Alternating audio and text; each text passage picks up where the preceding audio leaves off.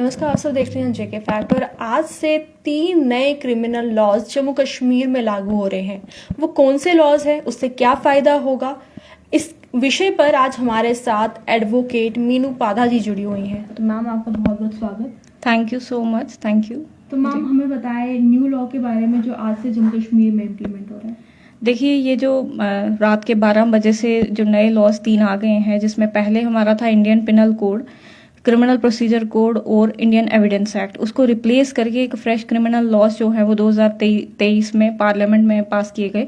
आज से वो इन्फोर्स हो गए हैं, जिसमें नाम अगर मैं बताऊं तो भारतीय न्याय संहिता, भारतीय नागरिक सुरक्षा संहिता और भारतीय साक्ष्य अधिनियम 2023 जो है, ये तीनों अब रिप्लेस हो गए हैं। और इसके बारे में जो है अभी आज से जो है कोई भी क्राइम कमिट होगा, कोई भी प्रोसीजर होगा, that would be as per these new laws. तो इसमें हमारी जो जम्मू कश्मीर की जनता रहेगी, और इन लॉज में क्या कुछ नया जो ऐड ऑन किया गया है? देखिए, इसमें बहुत सारी चीज़ें जो हैं वो नई की हैं, क्योंकि ये जो पुराने लॉ थे ये कलोनियल टाइम के थे। तो ऑब्वियसली जब आप, जैसे आईपीसी है 1880 का एक्ट है, तो 1880 में अभी 2024 चल रहा है, तो कितनी सारी पुरानी चीज़ें जो हैं वो रिप्लेस करना ज़रूरी थी। क्रिमिनल प्रोसीजर कोड था 1973 का था, वैसे जो एविडेंस एक्ट था वो था 1873 का। तो अभी जो है नए लॉज हैं, बहुत एज पर टाइम जो है उसमें बहुत सारी नई चीज़ें ऐड की गई हैं, जिसमें मैं कुछ आप लोगों के साथ साझा करना चाहूँगी जो इंपॉर्टेंट चीज़ें जो ऐड की हैं। सबसे पहले तो इसमें विमेन और चाइल्ड के लिए बहुत ही ज़्यादा उनको सशक्त करने के लिए जो है नई प्रोविजंस लाई गई हैं। जैसे पहले जो है वो गैंग रेप या फिर बच्चों के साथ जो चाइल्ड अब्यूज़ की मैं बात करूँ, तो उसको लेके जो था वो इतना मतलब कड़ा कानून था, लेकिन फिर भी इतना प्रोसीजर जो था वो प्रॉपर नहीं था। अब जो है उसके लेके प्रॉपर एक तो बहुत स्ट्रॉन्ग पेनल्टी है, जिसे मैं कह सकूं कि मृत्यु दंड तक की जो है उसमें ऐड कर दी गई है। उसके बाद जो पुलिस के अगर मैं बात करूं तो रिकॉर्डिंग जो है, हर एक जो पुलिस का अरेस्ट से लेके जो उनकी इन्वेस्टिगेशन होगी, it will be recorded, proper record की जाएगी। क्योंकि बहुत बार हम देखते हैं कि कहीं ना कहीं शक की नज़र से देखा जाता है इन्वेस्टिगेशन को। बहुत सारे लोग सोचते हैं इन्होंने इन्वेस्टिगेशन में कुछ चेंज ना कर दिया हो, या इन्वेस्टिगेशन के दौरान कुछ गलत कुछ एविडेंसेस पेश ना कर दें, या कुछ मिल मुल के, इस तरह की चीज़ों से बिल्कुल ही खात्मा हो गया है। अगर मैं बात करूं ट्रांसपेरेंसी और अकाउंटेबिलिटी जो है इसके नए कानून की वजह से बहुत ज़्यादा बढ़ गई है। ये क्यों बढ़ गई है? क्योंकि ये जो नया प्रोविजन है इसमें ऑडियो वीडियो रिकॉर्डिंग है। ऑडियो वीडियो रिकॉर्डिंग की जाएगी सर्च के दौरान। सपोज अगर आप किसी के घर का सर्च करते हो तो आपको ऑडियो वीडियो रिकॉर्डिंग करके प्रॉपर फिर सर्च करना है उसका घर। Seizure operation ensure transparency, fostering police accountability and safeguarding individual right.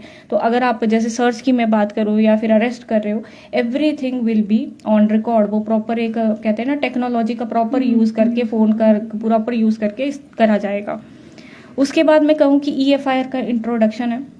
बहुत बार ऐसा होता है कि क्राइम कमिट हो जाता है, लेकिन आप अपने प्लेस में नहीं होते हो, या फिर ऐसी जगह होते हो जहाँ पर आपको नहीं पता है कि अब मैं जुरिस्डिक्शन, क्योंकि लेमैन को नहीं पता होता है कि कौन सी जुरिस्डिक्शन के थाने में उसने जाना चाहिए। कभी कभी नई सिचुएशन ऐसी होती है, तो ऐसे में 0 FIR का प्रोविजन हुआ है। आप जहाँ पर भी हैं, जो भी आपका नियरेस्ट थाना है, आप दिल्ली में हैं, बॉम्बे में हैं, क्राइम आपके साथ JNK में कमिट हुआ है, डजेंट मैटर, आप कहीं पर भी हैं, वहाँ पे आप जो है 0 FIR रजिस्टर करा सकते हैं। EFIR का है, ऑनलाइन FIR रजिस्टर्ड हो जाएगी। और ये बहुत ज़रूरी भी था, क्योंकि बहुत बार ऐसा होता है कि लोग खुल के पुलिस स्टेशन जाने से थोड़ा झिझकते हैं, और पुलिस जब झिझकते हैं तो उस वजह से बहुत क्राइम अनरिपोर्टेड रह जाते हैं। खास करके मैं महिलाओं की बात करूं या चाइल्ड अब्यूज की बात करूं, नहीं इतनी हिम्मत जुटा पाते। पुलिस स्टेशन जाना बहुत लोगों के लिए बहुत फेस करना होता है। तो वो क्या करते हैं, जब EFIR का प्रोविजन आ गया तो डेफिनेटली उनको पता है कंप्यूटर से वो साइबर कैफे में जाके भी FIR रजिस्टर्ड कर सकते हैं। उसके बाद मैं बात करूं कि एनीवेयर फ्रॉम, जैसे मैंने आपसे बात की कि कहीं देश के किसी भी कोने में आप 0 FIR रजिस्टर्ड कर सकते हैं। जैसे क्राइम आपके साथ JNK में हुआ है, इस टाइम आप दिल्ली में हो, या फिर आप दिल्ली में चले गए, तो आप वहां से रजिस्टर कर सकते हो। तो ये भी एक बहुत इंपॉर्टेंट है। उसके बाद अननेसेसरी अरेस्ट जो है, हम देखते थे कि पुलिस वाले जब भी हैं, मन किया इसको अरेस्ट कर लिया, कोई भी एलिगेशन लगा के अरेस्ट कर लिया। वो अननेसेसरी अरेस्ट बिल्कुल ही अब खत्म हो जाएंगी, क्योंकि आपको हर एक चीज़ का ब्यौरा जो है वो एविडेंस के साथ देना पड़ेगा, रीज़न के साथ देना पड़ेगा। तो मेरे ख्याल में ये जो है बहुत ही इंपॉर्टेंट प्रोविजंस है जो नए कानून में आई हैं।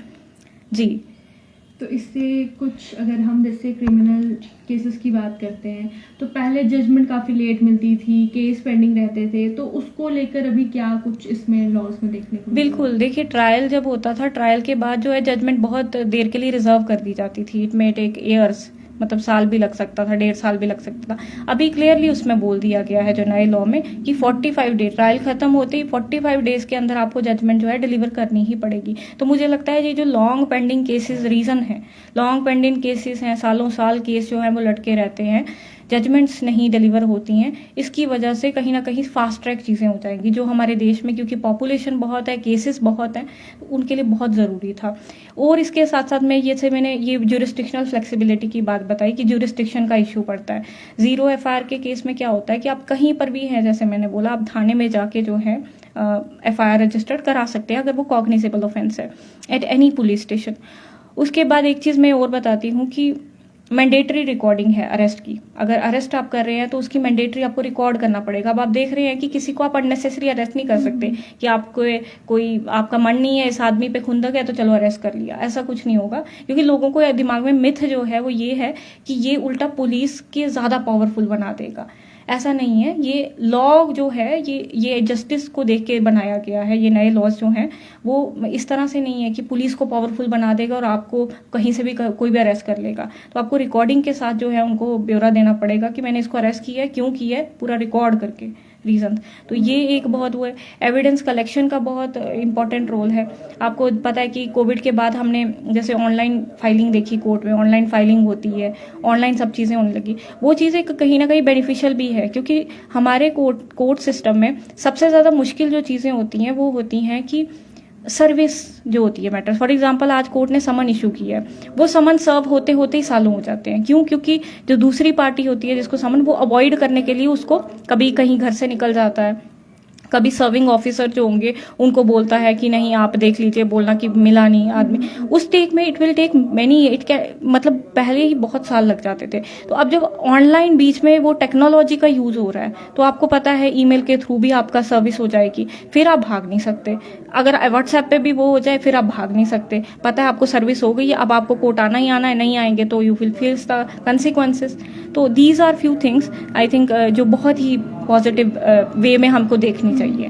तो ऑडियंस के लिए कोई मिथ को आप क्लियर करना चाहें जो लोगों के दिमाग में, जहन में रहती है? मिथ बहुत हैं, एक्चुअली मैं वही मिथ का ही डिस्कस करना चाह रही हूँ कि law prioritize protection of fundamental rights. So yes, एक मिथ ये भी है कि जो नए क्रिमिनल लॉ हैं वो ड्रैकोनियन जो प्रोविजंस हैं, जैसे UAPA हो गया, ये UAPA हो गया जिसमें ये है अनलॉफुल एक्टिविटीज प्रिवेंशन एक्ट, जिसमें आपको पता है कि कोई भी आप देश के खिलाफ बोल रहे हो या अपने गवर्नमेंट के खिलाफ बोल रहे हो, you will be arrested immediately.